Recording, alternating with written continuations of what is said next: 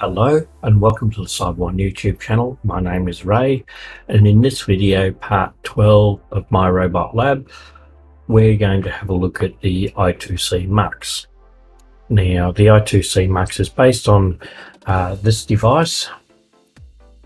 See if we can get that up a little bit clearer.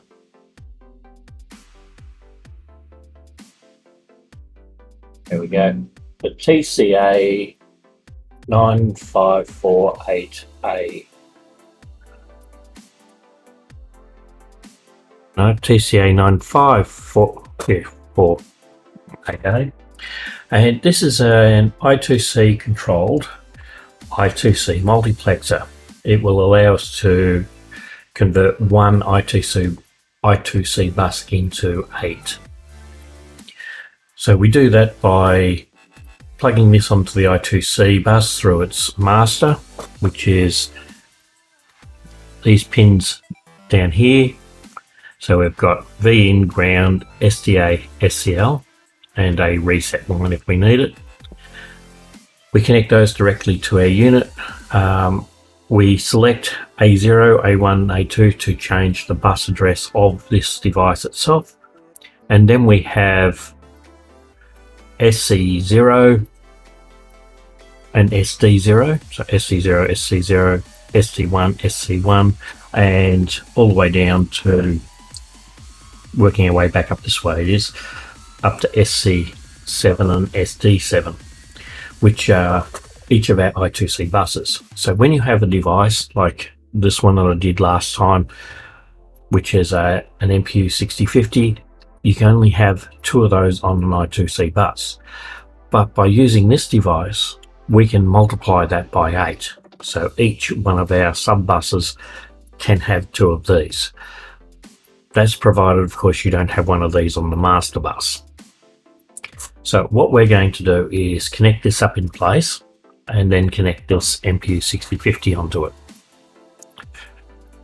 Actually, that'll do anyway. Right, so we've got our ground wire, we've got our V in,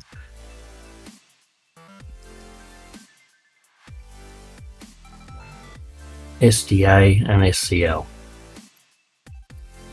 and I hope I got them the right way around. SDA is A4. So our grey wire is connected to A5. I've got them back to front.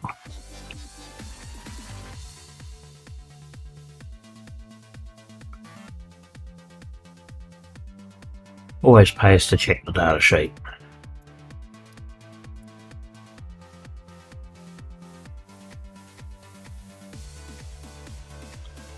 Okay, so we've got A0, A1 and A2, which technically we should connect. And I might just do that. So I've got these 3. I'm just going to connect all 3. Actually, I'll connect up to all 3, but this A0, oh no, I'll connect them all to ground, that'll work.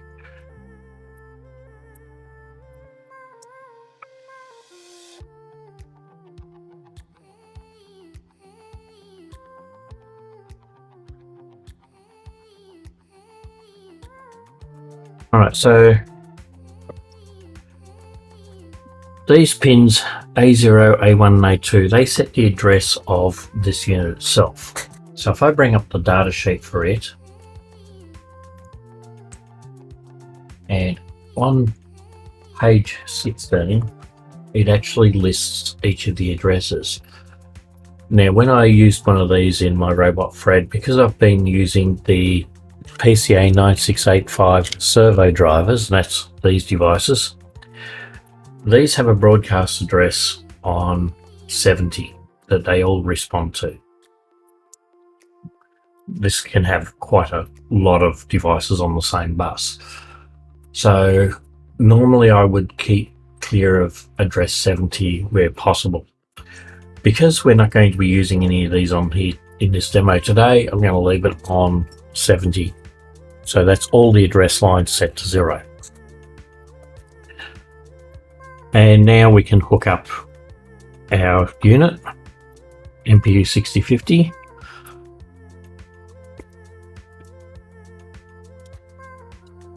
We've got a red and an orange wire.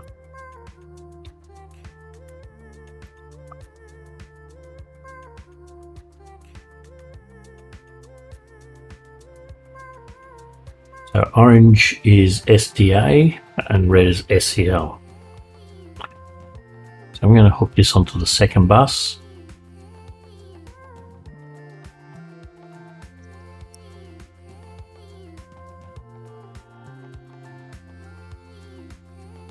And for power, I'm going to get it directly from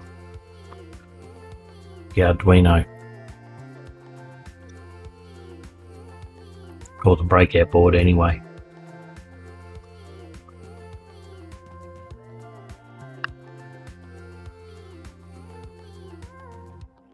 Okay, so we now have a light on the MPU 6050.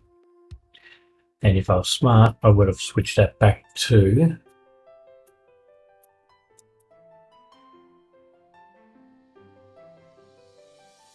we still had that up there. That's all right. All right, so we've got all this wired up, so everything's wired, should all be right to go. So let's get into MyRobotLab. As normal, I've got the Nano already up and running, which is here, and that's connected to my PC. I am running this on a Windows 10 PC. I normally run MyRobotLab on a Raspberry Pi 4 or 3 even, which I have happening over here. But today we're using Windows. So let's go to runtime, and we're going to call this the TCA. I prefer to use their part numbers, but in MyRobotLab it's called the I2cMux. We'll start that service. Okay, so we are using 70 today. On an Arduino, it is always bus 0, and our controller will be Nano. We will attach, and it doesn't really tell us a lot.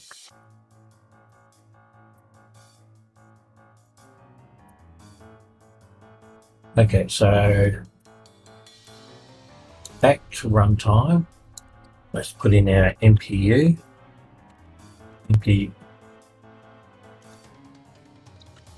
6050. Start that service. Alright, so in this we're going to use the default. In this case we did connect it to bus 1, and our controller will be the TCA in this case. And now we can start. Now I know from memory this has a lot of activity occurs before it gets going, and you can see the activities happening here on the command window. It's downloading a heap of information from the computer to the MPU 6050. Now that's done doing that, let's switch back to here, and we can see that this is working. Now the advantage of this device is if you have more than 2 of these, you can use this. We can set these to the address you require. So in the case of my build of the Emu robot, Fred, I have one in each hand. I have one in each head and one in each chest. That's 4. You can only have 2 of these on the bus. What I have done though is I've split using one of these devices, the ARM as a separate device, so I can have the MPU 6050 configured for default address of 68 and run down the hand and pick it up there. I can do the same for the other side, the other arm, and so the programming or the wiring is identical for both sides. It is just changed at this multiplexer, and this will become handy at other times when eventually we get into legs. because we'll be able to add more sensors down there as well. Right, so let's have a look at some of the documentation. So on the MyRobotLab.org website, if we go to menu, I'm just going to move this video down a bit. Go to documentation, scroll down to get to matrix, and then we can scroll down to find the I2cMux. And it's a bit of a description for it here. There's an example there as well, showing two MPU 6050s connected to an Arduino, and a bit of sample code. This won't work. There's an error there. I thought I'd corrected that, but yeah, that one's trying to start on bus 1. And it should be bus 0 because it's using an Arduino.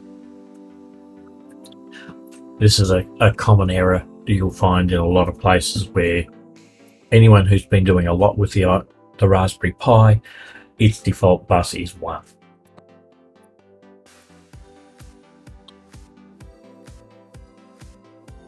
Alright, so up near the top of the documentation we have the Javadocs link, and in here you can find more information about it, including it'll always be more up to date on account of it's rebuilt every time a new version of MyRobotLab is released, whereas the rest of the documentation isn't necessarily updated.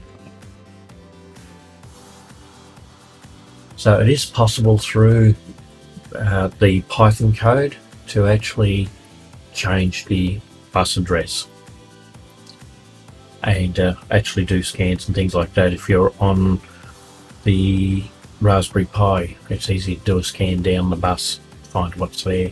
Okay, that'll do for this video. If you like these videos, don't forget to click on like, subscribe, ring that notification bell so you're notified when other videos come out. It's also a form of support that helps the channel a great deal and costs you absolutely nothing. If you'd like to support the channel further, I do have a Patreon account, and you can join my VIPs Go Lucky and Lorenz Berger, as well as my Builder Patreon Almorellis45. You'll find a link in the description below. I also have a Discord channel. You can talk to either Fred or myself or one of the other members of our growing community. You'll find a link in the description below. And we'll see you in the next video.